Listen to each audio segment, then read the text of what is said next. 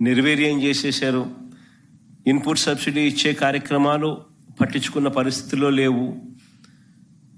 ఉచిత పంటల బీమా ఎత్తేసినారు.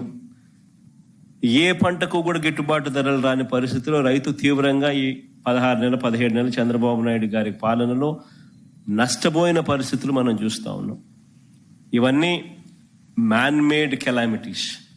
నిజంగా ఉచిత పంటల బీమా చూస్తే మన హయాంలో అప్పట్లో దాదాపుగా గమనించినట్లయితే మన హయాంలో 7,800 కోట్ల రూపాయలు ఉచిత పంటల బీమా కింద మనమే ప్రభుత్వం తరపునే మనమే రైతుల రూపాయి కట్టాల్సిన పని లేకుండా మనమే ప్రతి ఎకరాకు ఈ క్రాప్ చేసి 54,55,000 మంది రైతులకు తోడుగా నిలబడుతూ దాదాపుగా 7,802 కోట్ల రూపాయలు మనం ఖర్చు చేసి మనం రైతులకు ఇన్సూరెన్స్ సొమ్ము ఇప్పించగలిగాం. ఈరోజు పరిస్థితి ఇంత దారుణంగా ఉంది. ఒకవైపున ఇవన్నీ మ్యాన్మేడ్ తప్పిదాలు ఇన్ని కనిపిస్తూ రైతు తీవ్రంగా నష్టపోయిన పరిస్థితులు ఒకవైపున కనిపిస్తూ ఉండగా, మరోవైపున ఇటువంటి సైక్లోన్ రూపేణ జరిగిన నష్టం,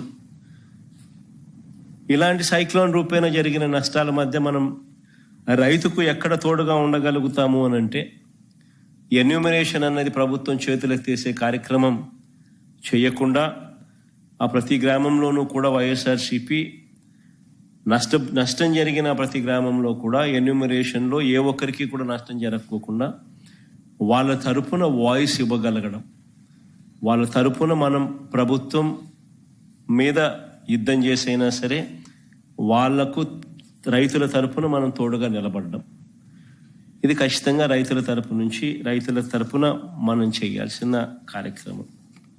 మీ ప్రాంతాలలో మన కోఆర్డినేటర్లు, అసెంబ్లీ కోఆర్డినేటర్లు ఎక్కడెక్కడే అసెంబ్లీ కోఆర్డినేటర్లు అందరూ కూడా చురుగ్గా పాలుపంచుకుంటా ఉన్నారు.